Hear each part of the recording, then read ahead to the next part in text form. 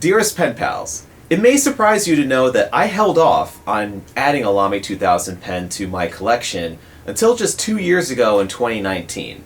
I know, it's really hard to believe, but I'm sure glad that I did. In this video, find out why the Lamy 2000 is one of the greatest pens of all time, and why it took me so long to get one.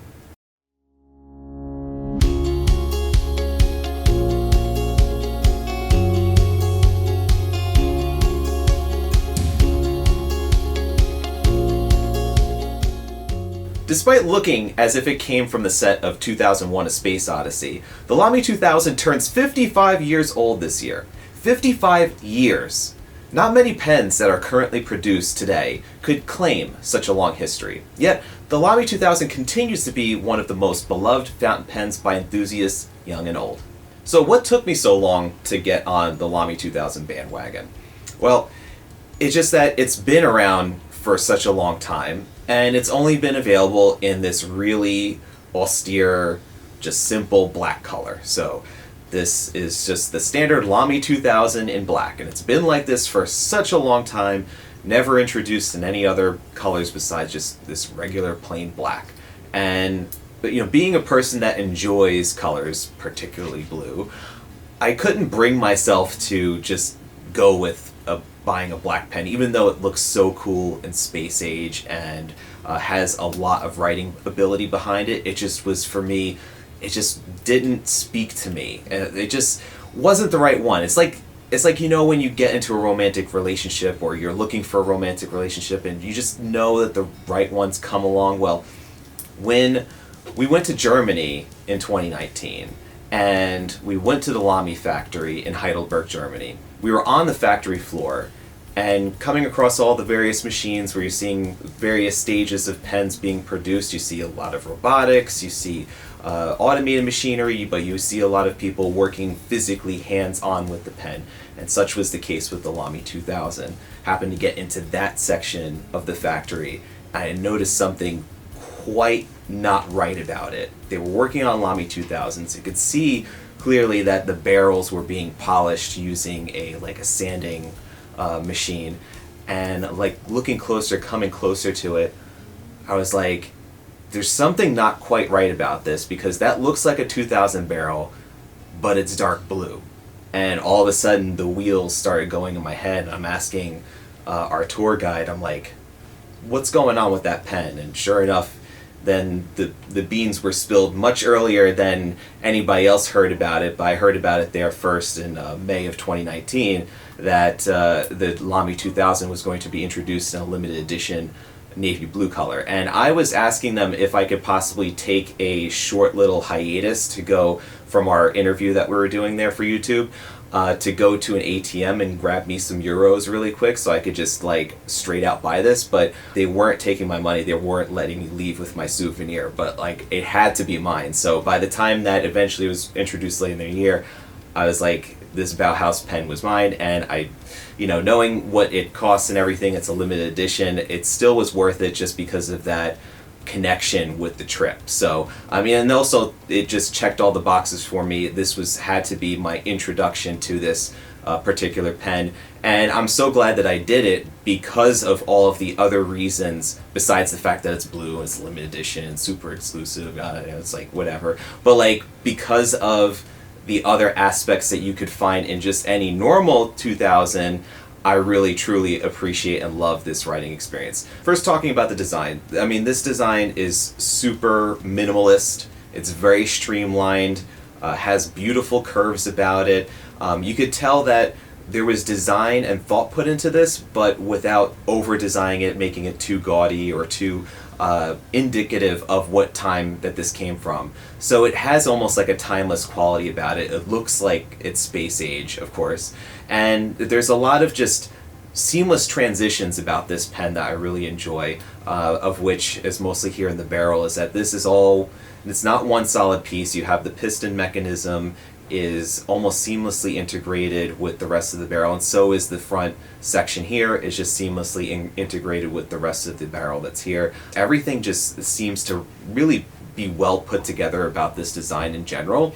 Then of course you have the very helpful ink window, which you can see a lot better when there isn't any ink in it. So you have the ink window that's here, that you could be able to see your ink level, which is pretty much right up against where it starts to feed into the pen. So when you do see through this area, that's pretty much it. Like, you're done with ink. There's not that much of a visibility to say like, oh, maybe I might have like half a fill left or anything. It's just pretty much when this is empty, it's gone. The 2000 has a very unique polycarbonate material. It's called Macrolon. It's kind of a combination of resin and fiberglass, which has a unique sort of texture and feel and a lightness, but yet a sturdiness that's kind of like carbon fiber in a way. It just is phenomenal to hold and to write with, and the feeling of it is so unique to the 2000 that no other pen comes quite close. And then also with the seamlessness of it, that it just becomes such a textural sensation that is just not, it's not close to anything else that's on the market. It truly isn't. So it's just really all about this material and this just minimalist type design. Lamy doesn't even really put their brand mark on it except for just right here on the side of the clip. Super like out of the way, you know, nothing very like audacious or you know, crazy about how it's being promoted here. I mean, even too is that usually you would have a brand mark on a nib. But since this is a hooded nib, you don't even see any brand logoing there either. So just really, this is a design that Lamy said this is going to be what we're known for, but not, you know, it's not going to be our main promotional piece. I mean, of course, you have the Safari's got that with the Lamy logo impressed upon the barrel there, but this is something that they are definitely, this is like an icon of the brand, and this logo is on a metal spring-loaded clip here, which is super useful. I always find to just clip quickly to a shirt pocket. You just press the very top of it, and then it opens up so you could just attach it to a shirt pocket or pen loop. To gauge the size of a Lamy 2000, we're going to compare it against the Parker 51, an Aurora Duocart, a Pilot E95S, and a Lamy Ion.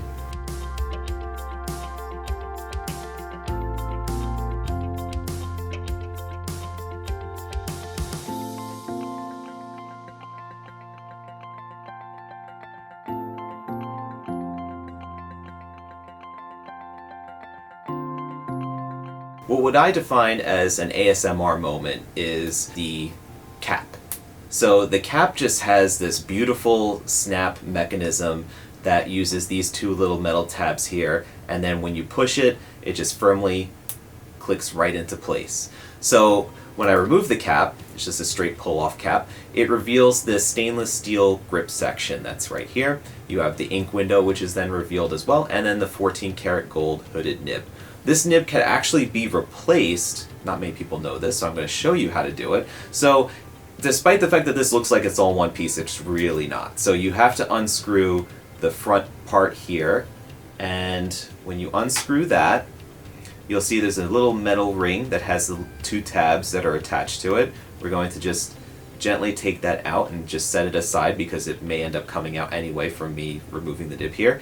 And then what you're going to do is you're just going to take your thumb and forefinger, and then you're just going to gently push just enough to get the nib free from the hooded grip here, and then you could replace it. However, Lamy does not offer these nibs separately, at least to the US market they don't, so you couldn't just say purchase one of these nib and feed units here. But let's say if you happen to have a 2000 that you needed to do a deep cleaning on, had some shimmer inks or whatnot in there, this would be a good way to be able to get right into this feed if you have any flow problems or ink that's gunked up in the nib there. So then in order to put it back together, we're going to find the proper orientation because this opening here only fits the nib one way. I'm going to put it back in. We're going to put the ring back in its spot here. So the tabs are out, and then we're going to screw the barrel back on all the way until it stops, and then we have your Lamy 2000s all put together again. And you would see pretty much when you're done screwing it on, because then it becomes super flush like it is usually. So then we'll put the Cap back on, you're good to go. The Lamy 2000's 14 karat gold nib is available in a decent variety of nib sizes, extra fine, fine, medium, broad, and then a few different specialty nib options which are intermittently available around the world, which would be double broad, oblique medium, and oblique extra broad. I think there's a few other ones besides that, but they're kind of a little bit rare to find. We usually don't have them regularly in stock here. But what the awesome aspect of this hooded nib is that you've got the breather hole is right at the front part here, and the nib is super small too, so it does an excellent job at being able to draw up ink where there's a very shallow amount of ink. And where would you usually find a very shallow amount of ink would be in an ink sample vial. So this is an example of Lamy Dark Lilac that I happen to have sitting around, which I inked in my 2000 Bauhaus. And what I did was, because of the fact that there was just such a little bit of ink that's left in here, I used the 2000 because I know that I could get all the way to the bottom of that conical end there and then be able to suck up the ink and not, as you could see, like not have very much left over here, because I mean everybody knows pretty much that dark lilac ink is a pretty rare thing to have these days, and they're not very cheap to find bottles of anyway. So it's awesome to be able to draw up ink from ink sample vials, or if you have like a very low amount of ink in your ink bottle, this does a great job at being able to capture every last drop. So like I mentioned, for this writing sample I used Lamy Dark Lilac ink, and I have here a medium point, of which I of course swapped out of the 2000 in the Bauhaus because the 2000 Bauhaus was only available in extra fine and I wanted a medium. So I did swap it out myself, which was kind of a fun little thing to do. That's how I learned how to do it. The nib is just super smooth. It's one of the smoothest gold nibs that I own and like to write with. It just flows like glass on paper. It writes actually a bit thicker than most nib sizes. It's also a little bit on the wetter side. So if you are looking at usually writing with, let's say, a Japanese fine or medium point, you have to go down to extra fine to even get like the nib width to be somewhat in the same realm. So they are fairly thick, even for like European style nibs. They're a bit thicker than that. The 2000 definitely has a sweet spot. So it takes a little bit of a trained hand and just making sure that you're not rolling your wrist as you're writing, that you're consistently kind of maintaining the same angle. It's really easy to get there and maintain that sweet spot, but it's just worthwhile to note that it's not exactly the most forgiving nib to be able to write with in terms of like the various angles that you might come up with. But it's just, like I said, it's just super easy to be able to write with this pen. In terms of the pen's weight and hold, it's just super easy to write with this pen. I mean, the snap cap is a quick draw sort of thing, so it's not even like you have to turn the cap. The pen posted is extremely comfortable. It's extremely well balanced. It's lighter than you would think it would be, but yet it still has enough weight to let you know that this is a quality pen. The shape and feel of the macrolon and then the stainless steel at the end here, even though it's like a brushed stainless steel, it just does not feel like, it just feels like something completely different, and nothing like I have in any other brand of pen. It just feels great to be able to pick up this pen and write with it. I know some people may take issue with the metal tabs that are at the barrel, but you know, as you saw previously, you actually could take those out if you'd like to. I don't think it's going to actually harm the pen or the function of the capping mechanism, but it just won't have that satisfying click when you close the cap completely. But speaking of also satisfying, is that posting the cap on the back, it just kind of has that nice cushion fit as well. Like I know sometimes like you post the cap on the back and it just doesn't feel right. It doesn't feel like the cap is posting properly. It doesn't feel like, you know, the cap should be posted because it would like ruin the material. But when you post the cap on the back on 2000, it just has like such a great feel, as though it's like just, you know, fitting so comfortably like into a perfect shoe size for you. It just has like this amazing, just well put together overall aesthetic and just overall feel about it that just invites you to come write with it time and time again.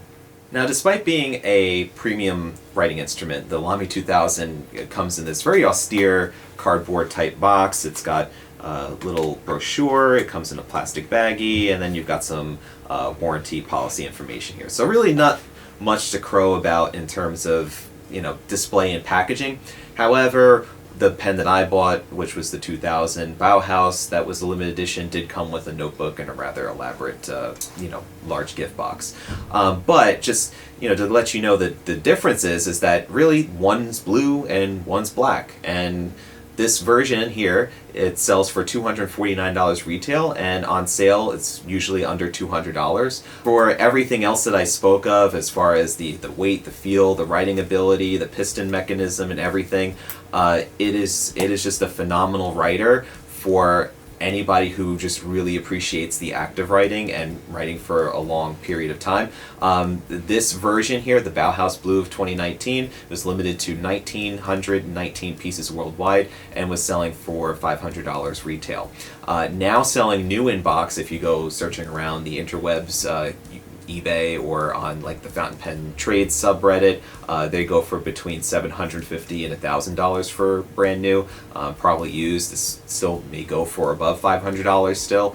The 2021 Brown Anniversary Edition, which was what prompted me to even just do this video in the first place, is something that's going to be introduced in July and will be limited to 3,300 pieces worldwide, of which the US is getting a very, very small amount, and that will be sold for $579. So as I said, we're not going to be receiving many pieces, so be sure to sign up for an in-stock notification to be on the waiting list. So in summation, the Lamy 2000 is, in my opinion, one of the greatest pens of all time, not only because it has already stood the test of time, but because it continues to impress and wow fountain pen enthusiasts with just its incredibly simple yet utilitarian-driven design and amazing feel in hand, the high quality of the writing nib, and just the overall experience, which is what you come to appreciate about fountain pens in the first place, is just the overall experience of writing with one. It's not just about the fancy colors, it's not about the gold nib, it's about the feeling of putting the nib to paper, of holding the pen in your hand. And Lamy engineered this and got this right 55 years ago and continues to just knock it out of the park. So with the introduction of the 2000 in brown, we hope that tradition then continues, and maybe they'll make one of these colors as an everyday option to just the plain black. But, you know, would I have, let's say, in the past, knowing that blue was going to come out, purchase the black, you know, knowing how it writes? I probably would have just decided to just take the splurge and get the black because of the fact that it is just such an awesome writer. But you know, knowing that I love to change up colors and I like having different colors available, that the blue was just so me. To wrap things up, take a behind the scenes look. Like I mentioned before, we took that trip to Germany, so you could take a behind the scenes visit to Lamy headquarters in Heidelberg, Germany, in our Gold Spot Abroad video series here. See how the Lamy Safari stacks up against the Pilot Metropolitan in this video here. Subscribe to the Gold Spot Pens channel right there for more fine writing videos, unboxings, and helpful pen tips. Thank you for watching, and stay inky, my friends. Take care.